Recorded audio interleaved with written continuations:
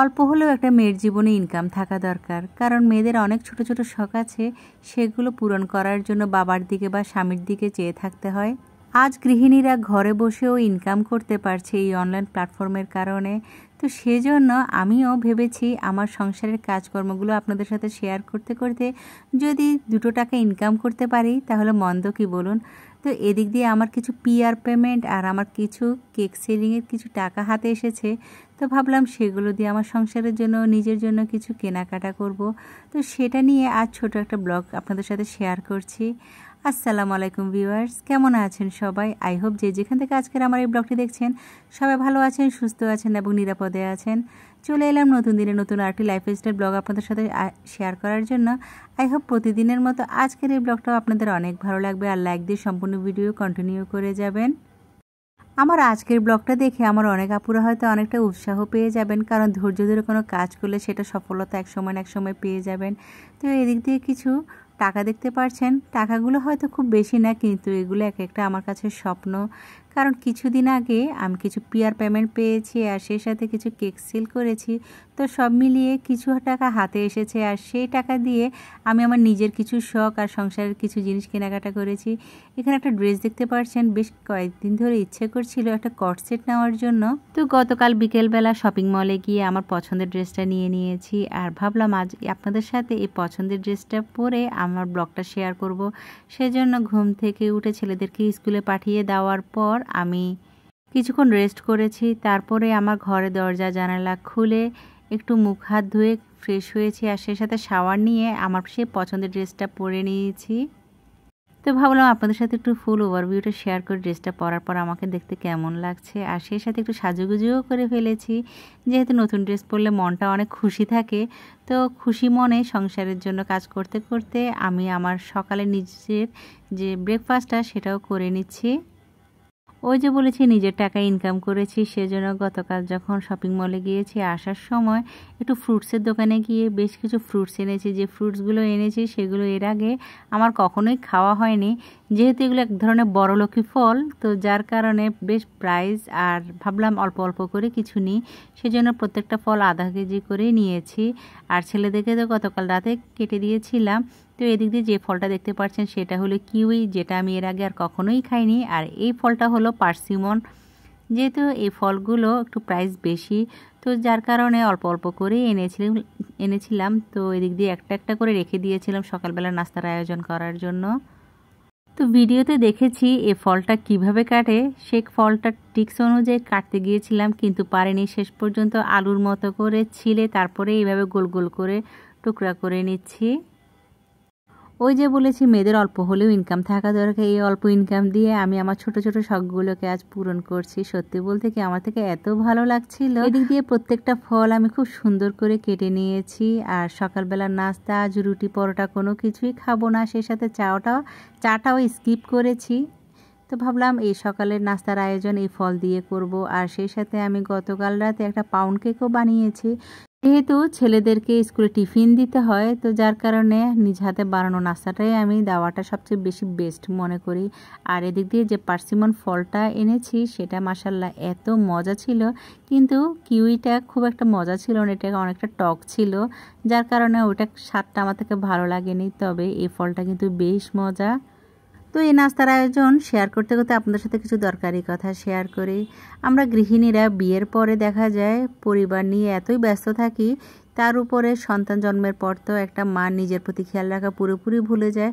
সন্তান যতদিন পর্যন্ত ঠিকমতো লালন পালন করতে পারে না, যতদিন পর্যন্ত বড় হয় না, সন্তানের প্রতি মাদের বেশি ফোকাস থাকে, স্কুলে লেখাপড়া করানো, তার উপরে সন্তানের বিশেষ করে স্পেশাল দেখাশোনা করা।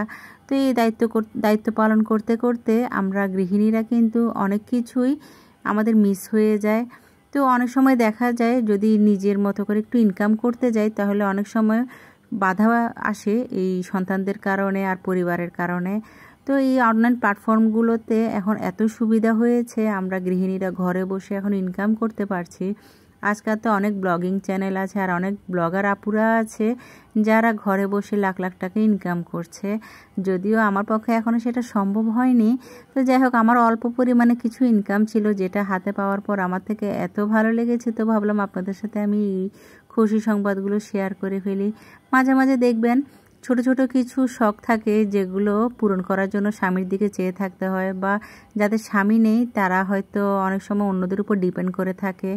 তো যদিও এটা অনেক কষ্টের একটা জিনিস, কিন্তু অল্প অল্প করে যদি কিছুটা ইনকাম করতে পারেন নিজের উপরে ভরসা রেখে, তাহলে দেখবেন নিজের শখ ছোট ছোটোগুলো এগুলো আপনি পূরণ করতে পারবেন। তো যাই হোক, এদিক দিয়ে আমি চেষ্টা করি আমার ঘর সংসারের কাজের সাথে সাথে অল্প অল্প করে কিছু ইনকামের। যেহেতু আপনারা অনেকেই জানেন আমি একজন কেক বেকার, কেক বেকিং করেও মাসাল্লাহ আমি মাসে প্রায় 7 থেকে 8 হাজার টাকার মতো ইনকাম করি। তবে এটা হয়তো অনেক সময় কম হতে পারে বা অনেক সময় এর চেয়ে বেশিও হতে পারে। যদিও আমার ইউটিউব প্ল্যাটফর্ম বা ফেসবুক প্ল্যাটফর্ম থেকে আমি আজ পর্যন্ত টাকা পাইনি, তবে যে টাকাগুলো দেখেছেন সেগুলো কিন্তু আমার পিআরের পেমেন্ট ছিল। তো ভাবলাম আমি সেগুলো উঠিয়ে আমার কিছু ছোট ছোট শখ আছে সেগুলো পূরণ করে ফেলি। কারণ আজকাল নিঃশ্বাসের বিশ্বাস নেই, কখন যে পৃথিবী থেকে চলে যাব সেটা আল্লাহ ছাড়া কেউ জানে না। তো এইসব শখগুলো যদি না পূরণ করি তাহলে মনের মধ্যে এক ধরনের আফসোস থেকে যাবে। তো যাই হোক, এদিক দিয়ে আমি আমার সকালের নাস্তার আয়োজনগুলোতে খুব সুন্দর করে নিয়েছি, সেটা আপনারা খেয়াল করেছেন। আলহামদুলিল্লাহ, পছন্দের খাবার দিয়ে সকালবেলা নাস্তার আয়োজন করেছি আমার সেই পছন্দের জায়গায়। আর আলহামদুলিল্লাহ খাওয়ার পর বেশ ভালো লেগেছে। যেহেতু গরম পড়ছিল, সকালবেলা যখন ওই ড্রাগন ফ্রুটসের জুসটা খেয়েছি বেশ চাঙ্গা মনে হয়েছিল খাওয়ার পরে। তো এদিক দিয়ে ঘর সংসারের কাজ তো বাকি রয়ে গিয়েছে, একটার পর একটা করে নিচ্ছি। আর সেই সাথে আমার বেডরুমটাও আজ একটু সুন্দর করে গুছিয়ে নিয়েছি। আর একটা জিনিস খেয়াল করবেন, নতুন ড্রেস পরলে নিজের থেকে বেশ খুশি লাগে। জানি না এটা কারো থেকে হয় কি না, তো আমার থেকে কিন্তু বেশ ভালো লাগছিল আজ একটা নতুন ড্রেস পরে আমি আমার সংসারের কাজকর্মগুলো করছি। যদিও আমার ঘরটা অনেকটাই পরিষ্কার আছে, তো হালকা পাতলাভাবে একটু ঝেড়ে পরিষ্কার করে নিয়েছি। আর বেশি তেমন কোনো ময়লা ছিল না ঘরে। গতকাল রাতেই আমি ঘরটাকে একটু টিপটপ করে গুছিয়ে নিয়েছি। আর অল্প অল্প করে কিছু কাজ বাকি ছিল যেগুলো আপনারা এখন দেখতে পাচ্ছেন। আর একটা জিনিস খেয়াল করেছি, সকালবেলা ঘুম থেকে ওঠার পরে সংসারের কাজগুলো যদি একটু তাড়াতাড়ি করে ফেলা যায়, তাহলে দেখবেন হেল্পিং হ্যান্ড ছাড়াও কিন্তু অনেক সুন্দর করে আমরা সংসারের কাজকর্মগুলোকে গুছিয়ে করে রাখতে পারি। আর নিজ হাতে কোনো কাজ করলে দেখবেন খুব সুন্দরভাবে সেটা গোছানো হয়ে যায় আর পরিষ্কারভাবে করা হয়ে যায়। তো এই দিক দিয়ে অনেক দিন পরে আমি ভাবলাম আমার ড্রেসিং টেবিলের ভিতরে যে জিনিসগুলো আছে আর যেগুলো একটু সরিয়ে ক্লিন করে ফেলি। করব করে আসলে এতই ঝামেলার মধ্যে থাকি, এই কাজগুলো করাই হচ্ছে না। তো যেহেতু ধুলোবালি তো ঘরে কোনো অংশেই কম থাকে না, বাইরের জিনিসগুলো তো সবসময় পরিষ্কার করি, সেটা তো আপনারা খেয়াল করেন। ভেতরের জিনিসগুলো কিন্তু সবসময় ক্লিন করা হয় না, মাসে একবার কি দুবার এই জিনিসগুলো হয়তো আমি ক্লিন করে থাকি। এদিক দিয়ে আমার কসমেটিক্সের যে অর্গানাইজারটা আছে সেটা একটু আগোছালো ছিল, তো ভাবলাম একটু ক্লিন করে গুছিয়ে রাখি। আর আমি কিন্তু মাঝে মাঝে বেশ সাজগোজও করি, সেটা হয়তো আপনাদের সাথে আমার শেয়ার করা হয় না, যেহেতু আমার ফেস দেখানো হয় না, তো এই জিনিসগুলো কিন্তু স্কিপ থেকে যায়। তো যাই হোক, আমার অর্নামেন্টসের বক্স আর আড়ং থেকে কেনা এই জুয়েলারি বক্সগুলো আজ একটু ভালোভাবে গুছিয়ে নিয়েছি। কারণ কখনো দেখা যায় কোথাও সাজগোজ করার সময় বা কোথাও গেলে সবগুলো জিনিস যখন বের করে আবার রাখি তখন এলোমেলো করেই রেখে দিই, তো গুছিয়ে রাখা আর হয় না। তো ভাবলাম আজ যখন সব কিছুই গুছিয়ে রাখছি, তো এই জিনিসগুলো একটু গুছিয়ে রেখে দিই। সময় আসলে এমন একটা উত্তম শিক্ষক, যেটা সময়ের সাথে সাথে আমরা হয়তো শিখে নিতে পারি। আর একটা জিনিস খেয়াল করেছি, দায়িত্ব জিনিসটা কিন্তু বলে কয়ে করা যায় না। দায়িত্ব এমন একটা জিনিস যেটা মাথার উপরে যখন এসে পড়ে সেটা কিন্তু ঠিকই আমরা করে ফেলি। আর এদিক দিয়ে পুরো বেডরুমটা গুছিয়ে সুন্দর করে অর্গানাইজ করার পরে আপনাদের সাথে ফুল ওভারভিউটা শেয়ার করছি। আমার বিছানার যে বেডশিটটা সেটা প্রিভিয়াস ব্লগে যখন দেখিয়েছি, অনেক আপুরে কিন্তু এর প্রাইস জিজ্ঞেস করেছিল। এটা প্রাইস নিয়েছিল আমার থেকে 1000 টাকা, 700 টাকা বেডশিট ছিল। তো আমি এক্সট্রা করে দুটো বালিশের কভার আর কোল বালিশের কভার নিয়েছি, যার কারণে 1000 টাকা প্রাইস ছিল।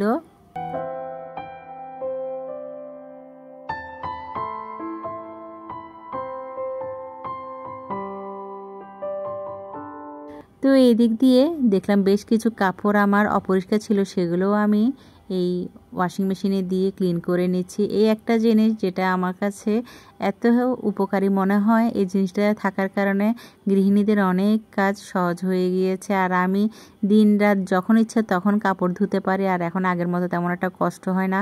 আগে তো ঠিক গোসল করার সময় কাপড় চোপড় ধুতে যেতাম, অনেক সময় দেখা যেত রাতের বেলা অনেক কাপড় থাকতো বা দরকারি কিছু কাপড় থাকতো, সেগুলো ক্লিন করতে হতো, কিন্তু এখন আর সেই ঝামেলাটা হয় না। এদিক দিয়ে ওভেনের উপরে আমি কিছু দরকারি জিনিস গুছিয়ে রাখছি, এই জিনিসগুলো হাতের কাছে রাখছি যাতে প্রয়োজনের সময় সব কিছু পেয়ে যেতে পারি। আর অন্যদিকে আমার নিজের ইনকাম দিয়ে আমার পিউরিটের যে ফিল্টার আর ফিল্টারটা শেষ হয়ে গিয়েছিল, তো আর ছাঁকনিটারও পরিষ্কার করা অসম্ভব ছিল, তো নতুন দেখে আরেকটা ছাঁকনি নিয়েছি। তো নিজের ইনকামে টাকা দিয়ে সংসারের জন্য এই দরকারি জিনিসটা নিয়েছি, যেটা কেনার পর আমার থেকে বেশ ভালো লেগেছে। আর এই দরকারি জিনিসটা কিন্তু আমার জন্য বেশ দরকারও ছিল। হাজব্যান্ডের দিকে গিয়ে তাকিয়ে থাকিনি, নিজের ইনকামে টাকা দিয়েই কিনেছি। আর এই জিনিসটার প্রাইস নিয়েছিল আমার থেকে 1220 টাকা। আর এই যে আমার শখের এবং আমার অনেক দিন ধরে আমার উইশ লিস্টে থাকা আমার পছন্দের জিনিসটা নিয়েছি। এই কিচেনে ননস্টিক প্যানটা আমার এত পছন্দ ছিল, তো নিব করে শেষ পর্যন্ত নিজের ইনকামে টাকা দিয়েই কিনেছি। আর শখের জিনিস কেনার পর এত ভালো লেগেছে মাশাল্লাহ। তো রান্নাঘরে চলে এসেছি দুপুরে রান্না করার জন্য। তবে এই দুপুরে রান্না যেগুলো দেখতে পাচ্ছেন সেগুলো কিন্তু শুক্রবার দুপুরের আয়োজন ছিল। ছেলেদের জন্য একটু ফ্রাইড রাইস করেছি, যেহেতু তাদের বাবা আউট অফ টাউন ছিল।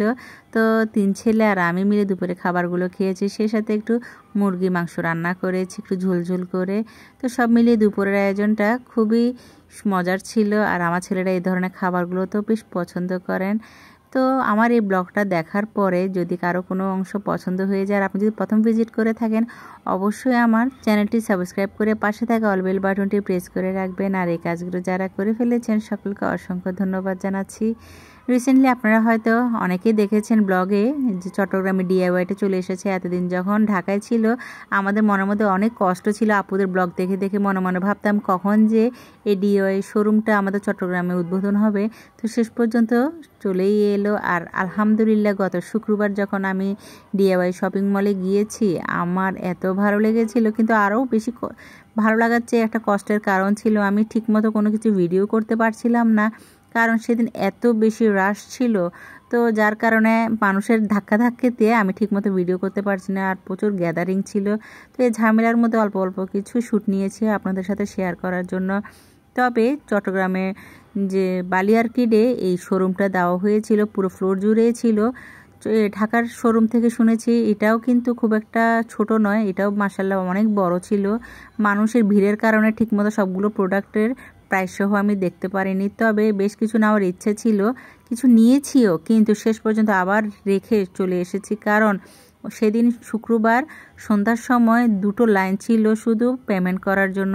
লাস্ট পর্যন্ত 20 মিনিট দাঁড়িয়ে থেকে বিরক্ত হয়ে আমি আমার শখের এই সকল জিনিসগুলোকে নেওয়ার ইচ্ছে ছিল, হাতেও নিয়েছি, শেষ পর্যন্ত রেখে চলে এলাম। এত ক্রাউডের কারণে আমার কোনো কিছুই আর নেওয়া হয়নি। পরবর্তীতে হয়তো কখনো গেলে আমি আমার দরকারি আর শখের জিনিসগুলো নিয়ে নিব। আজ এর জন্য সব কিছু রেখেই চলে এসেছি। তো অল্প করে কিছু শ্যুট নেওয়ার চেষ্টা করেছি। যদি চট্টগ্রামে কোনো আপুরে সেখানে না গিয়ে থাকেন, অবশ্যই সেখানে গিয়ে আপনাদের পছন্দের জিনিসগুলো কালেক্ট করে নিতে পারেন। সংসারের জিনিসের সাথে সাথে হোম ডেকোরের বেশ কিছু সুন্দর জিনিস আছে। আর কোনো কিছু কেনাকাটা না করে ছেলেদের জন্য গ্রিল আর নান রুটি নিয়ে এসেছি সন্ধ্যাবেলা। তো এই ছিল আমার আজকের ব্লগ। আশা রাখছি প্রতিদিনের মতো আজকের এই ব্লগটা আপনাদের অনেক ভালো লেগেছে। তো দেখা হবে নেক্সট ব্লগে। সবাই ভালো থাকবেন, সুস্থ থাকবেন। আল্লাহ হাফিজ, আসসালামু আলাইকুম।